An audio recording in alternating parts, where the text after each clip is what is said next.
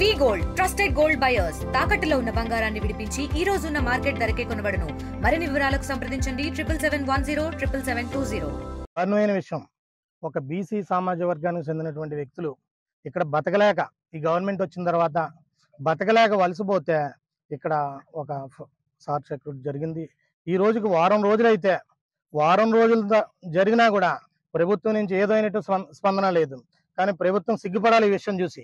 ఒక బలహీన వర్గాలకు సంబంధించినటువంటి నిరుపేదలు, ఈ నిరుపేదలు తినడానికి తిండి లేదు, కనీసం ఒక పూట బియ్యం ఇద్దామని కానీ, 10 కేజీలు బియ్యం ఇద్దామని కానీ, నిత్యావసర వస్తువులు ఇద్దామని కానీ, ఏదైనా చూద్దామని కూడా కనీసం దృష్టి పెట్టకుండా వీళ్ళందరినీ రోడ్డు పాలు చేసినటువంటి ఈ ప్రభుత్వం కనీసం స్పందించలేదు. ఈ రోజుకి వాళ్ళకి ఎలా బతుకుతారన్నది కూడా చూడలేదు.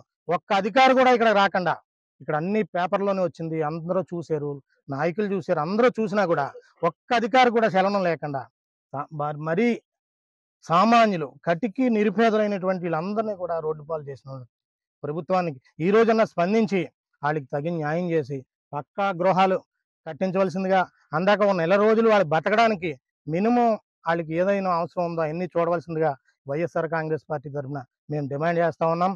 అంతేకాకుండా మీరు వాళ్ళకి పక్కా ఇళ్ళు ఇచ్చి, స్థలాలు ఇచ్చి, వాళ్ళకి పక్కా గృహాలు కట్టించకపోతే భవిష్యత్తు రోజుల్లో మీరు మూల్యం చెల్లించుకోవడం తప్పదు. వైఎస్ఆర్ కాంగ్రెస్ పార్టీ గవర్నమెంట్ వచ్చిన వెంటనే జగన్ గారి దృష్టిలో పెడతాం.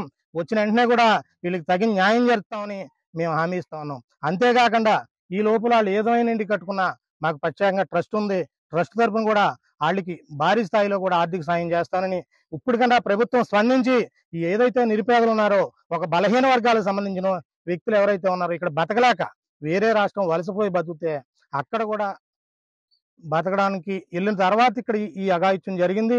దాన్ని చూసుకుని మళ్ళీ రావడం, ఇగో ఇలా చూడండి ఎంత నిరుపేదలు. వీళ్ళని చూసి కూడా ప్రభుత్వం స్పందించలేదు.